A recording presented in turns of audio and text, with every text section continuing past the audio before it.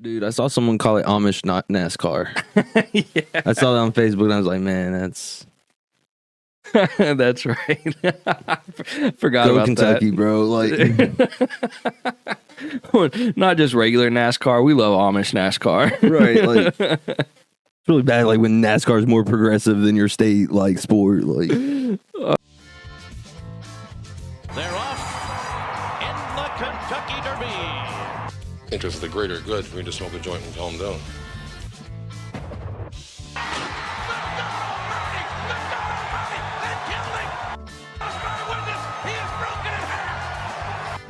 I am the greatest.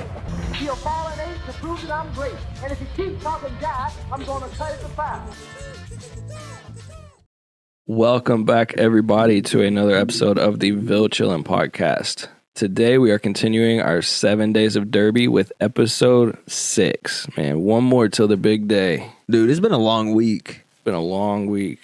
I've been drinking coffee.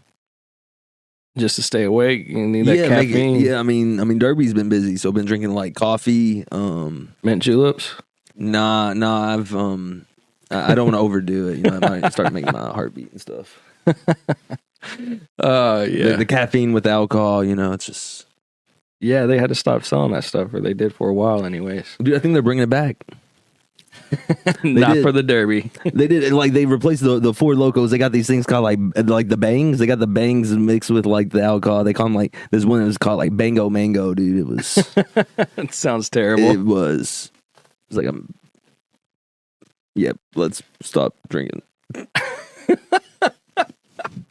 Probably gonna cut most of that out. No, not even like part of it, dude. Just keep it going. It's Anyways. Oaks. We partying.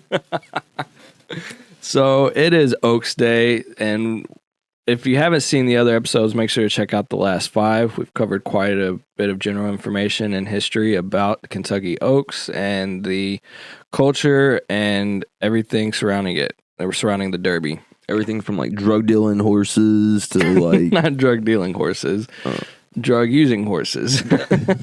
whatever, man. It's wherever the money's at. So with that, Oaks is actually just as old as the Derby. I did not realize that. It started in 1875 along with the Kentucky Derby, making the Kentucky Oaks and the Kentucky Derby the oldest continuously contested sporting events in American history. No other sporting event has continuously ran for this long, including other races and everything. So that's pretty huge right there. If you missed the initial episode, you should definitely go back and watch it. But the race was founded, the Kentucky Oaks and Kentucky Derby was founded by Meriwether Lewis Clark Jr., who was the grandson of Clark from Lewis and Clark and their adventures.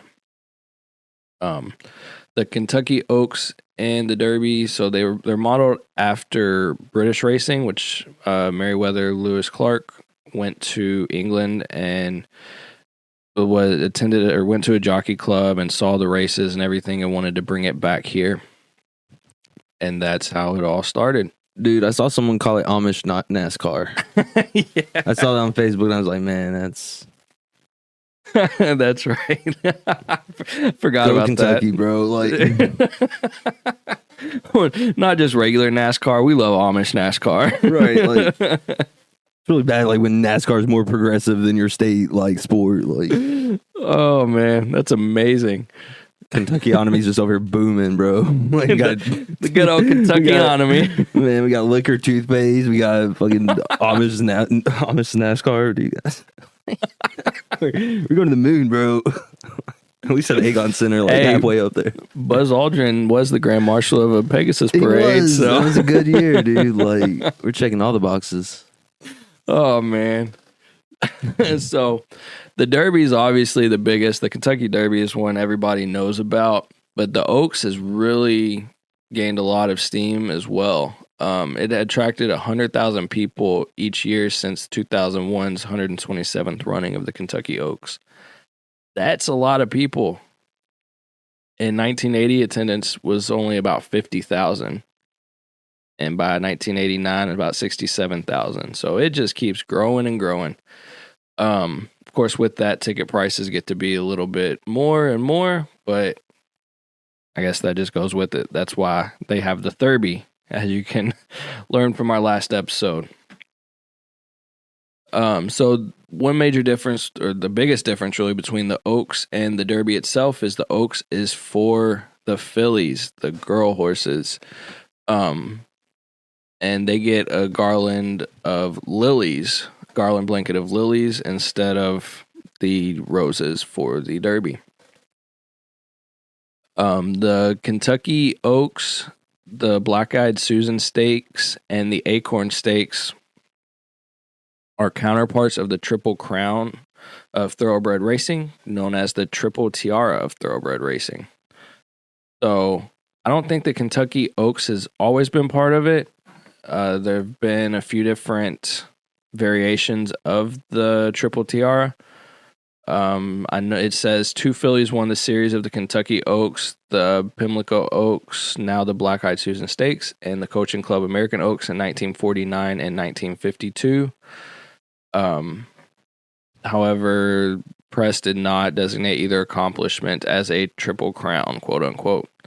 The original Triple Tiara consisted of 3 races at Belmont Park. There was the 1 mile Acorn Stakes, the 1 1/8 mile Mother Goose Stakes, and the Coaching Club American Oaks, which varied in distance from 1 1/4 to 1.5 miles. So it's kind of, it doesn't really spell out specifically when the Kentucky Oaks has actually been a part of it in this Wikipedia article about the Oaks, but either way, we know it was at least twice in 1949 and 1952. So, pretty interesting there. Oaks, again, it's just another really awesome event drawing a lot of attention and a lot of revenue for the city and the state. And it's still kind of a local event. A lot of locals here do go to the Oaks from all over Kentuckiana. It's usually in the infield, and there's musical attractions, boardwalk games, food, alcohol, of course, mint juleps. I still don't get that. Man, there's a lot of people that be calling in on that Friday too. Oh, like if yeah. you're, when you go to work on Friday, it's like empty office or something. That's why. Well, it's funny you say that, because it says right here, most every school and quite a few businesses in the Kentuckiana region treat the Oaks as a holiday. So. Oh, yeah, I remember that. Dude, I didn't even go to school back then, like on the Oaks. Yeah, it says perhaps out of self-consciousness for the gambling aspect of the race, none of the region's schools declare that the holiday is explicitly because of the Oaks, and most simply say it is an administrative holiday. We don't want to teach kids to gamble, get drunk, and pass out on the infield and be degenerates. I respect that. Good call, schools. Good call. They're like, no, save that for Saturday. We don't do that on Friday. Unless you're Catholic. Fish fries. For Jesus. Oh, man. Dude, think about that, though. Again, like, why is Kentucky, leading, number one at being last to education? Well, every year we get a whole week off before a horse race. Like, and drunken debauchery. America, Kentucky. Dude, now it all makes sense. Like, that's why Gonzo, dude. Like, that's why Hunter S. Thompson, like, got over. Yeah. Like, after this, he was like, oh, like, that was an experience that he, like, highlighted better than anyone. He literally said it was a debacle, didn't he? Debauchery. That was like the title of the article. Oh, man. Which, if you want to know more about him, we have an episode on him, too. Man. Go Hunter. R.I.P. So some records around the Oaks. The fastest 8th mile was just beat in 2020. She Dares the Devil is the current record holder for the speed on that 1 1/8 mile track, which it has been 1 1/8 miles since 1982. So the largest winning margin, dude, 20 1/4 lengths. Like, is that right? Is that a typo? 20 lengths? How? Did the other horses know they were racing? Dude, I don't. They had the carrot on backwards. It was behind them, I guess. Like I don't know. I really don't understand how that happens, man. Because going back to the history of the Derby, the largest was like 8 links. You know, and even that sounded impressive. But 20 1/4, and they weren't doping the horse. Like, Allegedly. Well, yeah, allegedly. Just can't use it on race day. That's what we learned. Check out the controversy episode. The longest shot to win, 47-1 in 2006. Dude, that payout was probably like it had to be one of the biggest ones. For the Oaks at least, but remember the Derby had 91-1 odds back in 1913. Yeah. So I think a $2 bet turned into almost $200 or something. Pretty back crazy. Then, dude, that was shit. That's good now. It was, that's a good win now, right. Yeah. But back then it was a lot harder to give up $2, you know? But yeah, there's some other stuff here as far as, you know, most wins by jockey and everything. But something I found interesting is only brothers to both win the Kentucky Oaks. Carl Shea Goose and Roscoe Tarleton Goose, 1913 and 1916, respectively. Pretty interesting. Wait, the Goose. What did that say? The Goose brothers are cousins of Lewis Clark Jr. Okay. Oh yeah. So that's that sounds interesting. Like I wonder how old they were because he started it in 1875. So this is like 40 years later, 50 years later. When you're 40. Older, I think your bone's hollow, so it made them go faster. I think. Oh man. Either way, who knows? That's kind of, I don't know. That's just really interesting. The timing on that, but yeah, that's the Kentucky Oaks. Not as much history to it. I mean, it's obviously not as big as the Kentucky Derby. Well, actually, it is the third largest race in the U.S. Where did it say it?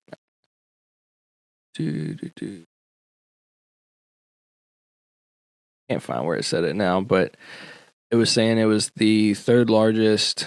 The attendance of the Kentucky Oaks typically only trails the Kentucky Derby and the Preakness Stakes. So it's even bigger than the Belmont Stakes and the Breeders' Cup in North America. So the Oaks is pretty damn big in its own right. One pretty cool thing that I think they do every year is they really encourage people to wear pink or incorporate pink into their outfits in support of the fight against breast cancer and ovarian cancer. So, having had multiple people in the family with breast cancer, I think that's pretty cool. Why it's always, pinked out. See, I always thought that was just like solidarity with like the Easter Bunny or like like spring, but yeah, that's important. Yeah, pretty cool. So, anyways, with that, I think we will end it off with our picks for the Oaks. Who do you got? What was it? Zing Zang? Jin. Jin's gonna win. Yeah. Number 7 again. See, this man can't even remember the names of the horses he picks, and he thinks that good thing they don't depend on you. Jin's gonna win. Dude, like even rhymes. Do you remember the name of the male horse you think's gonna win the Derby? Oh, the one that's gonna win. It's Never Ending. No, Ever Ending. No, Ever Ending is his career. Wait. Endlessly.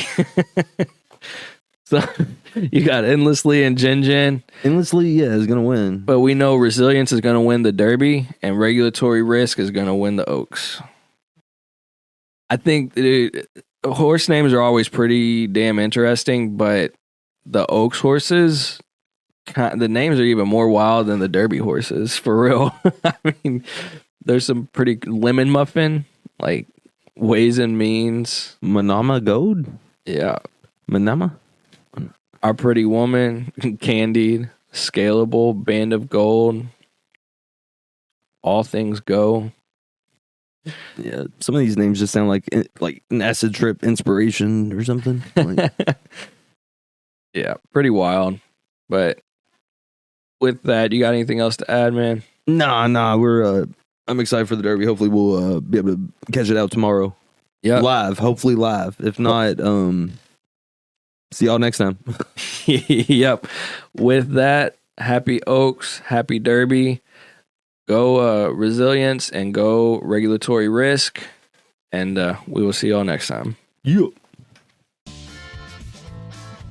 They're off in the Kentucky Derby. Interest of the greater good for me to smoke a joint and calm down.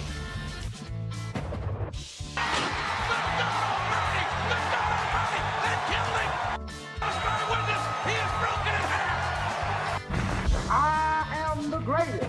He'll fall an ace to prove that I'm great. And if he keeps talking Jack, I'm going to cut it to 5.